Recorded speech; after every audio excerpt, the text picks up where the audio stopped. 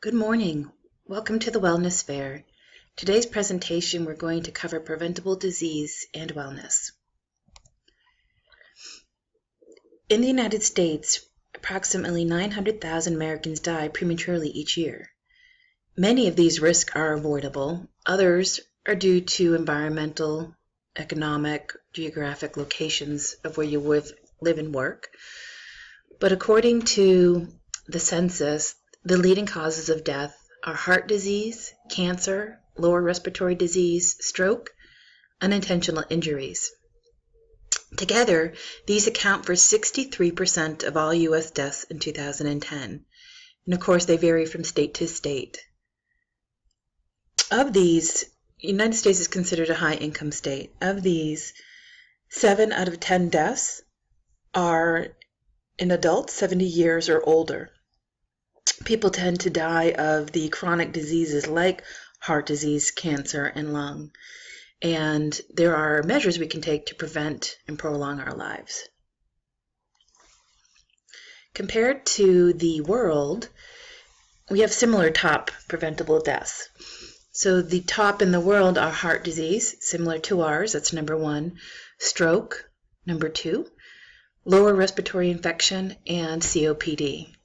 So again, the number 1 cause of death in the world is due to cardiovascular disease, which 3 in every 10 deaths are related to. So how does this compare to the United States?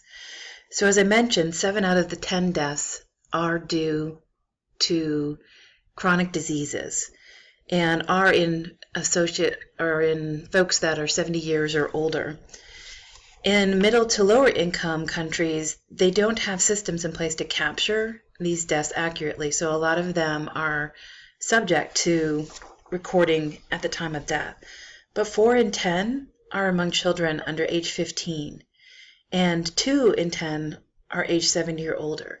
So the bigger factor in the world is the income level. So the middle to low income countries have less opportunity for prevention or catching things early. The infectious diseases tend to be the ones that are in the lower income states and are respectfully the ones that end up targeting children, where in the United States it is the chronic diseases that we can also prevent. So what are the causes? Modifiable is the key here. So modifiable health risk factors that we can do that will help lessen the illness, the suffering, and the early death related to these chronic diseases. So we are a nation of lack of physical activity, more obesity in our children as well as our adults. Poor nutrition. So we think of poor nutrition in 2 ways. Poor nutrition in a non-wealthy country. They don't have access to clean waters or healthy foods, foods without pesticides. Poor nutrition in the United States would be fast food, processed foods, eating something quick and healthy that's full of sodium, or eating something that's quick and not healthy, such as things full of sodium. So both have causes, but for different circumstances based on economic or environmental locations. Tobacco use is another one that, despite the fact that we know the cancer-causing agents in tobacco use, we still are a nation that enjoys our tobacco. And of course, excessive alcohol consumption are also risks. So let's talk a little bit more about the different causes, the different modifiable risk factors that contain to the different diseases. Heart disease risk. So you'll see that you're going to find a lot of these things are interactive as well as cancer risk. So tobacco use, high blood pressure can cause heart disease. So if it starts with lack of physical activity, we end up overweight, we have a poor diet, we have type 2 diabetes, you tend to have high cholesterol and high blood pressure. Throw in smoking or tobacco use on top of that, you're a ticking time bomb. Cancer risks also include tobacco use. Again, lack of physical activity leading to poor diet, being overweight, sun exposure. So sun cancers are really prevalent. And so making sure you have protection is key. Alcohol, and then of course viruses, radiation, or chemicals that you're exposed to in your environment have a big factor on cancer risk. And again, depending on your environment and where you live in the less wealthy nations, there may be a greater risk just due to the environmental factors. Chronic respiratory disease. So smoking, tobacco smoke, secondhand smoke. So we think of secondhand smoke, that can be anything from factory smoke, wood smoke, somebody smoking next to you. Other indoor air pollutants such as chemicals, allergens, exposure to occupational agents. So all of these are chronic respiratory disease risks that we're exposed to in our environment and maybe not all have control over.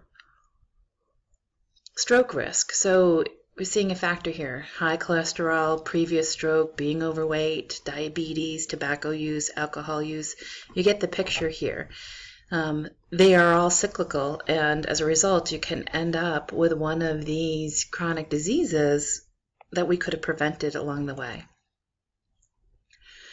So this category, unintentional injury risk, is different from the world. This is one of the factors in the United States, and due to, again, the higher wealth, there's more folks with recreational vehicles, there's more folks on the road, more money, and so there tends to be the prescription drug alcohol abuse, not wearing of seatbelts, lack of helmet use, occupational hazard. If you're in an environment or a job that is just riskier for falls, for injury, it certainly is a factor as well.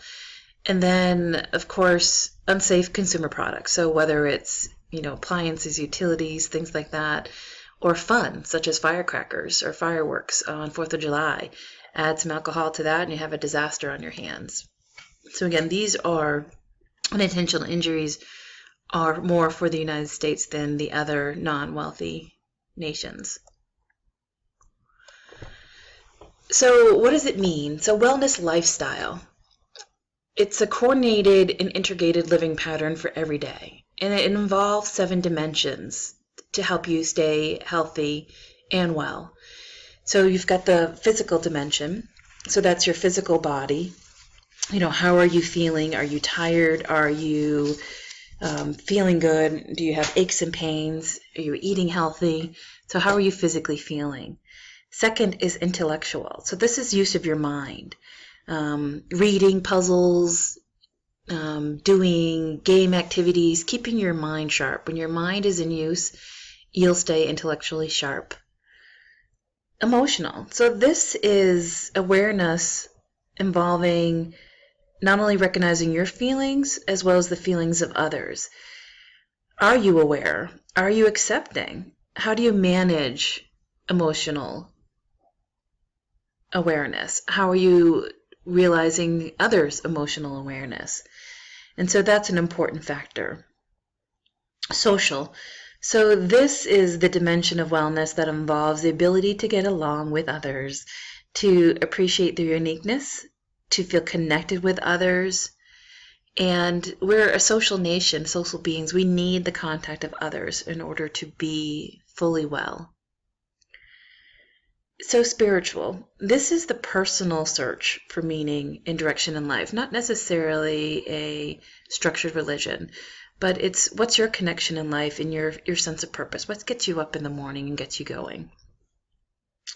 Environmental wellness is preservation of natural resources as well as the protection of plants and wildlife.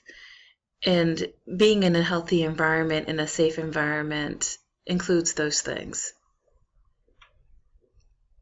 Occupational.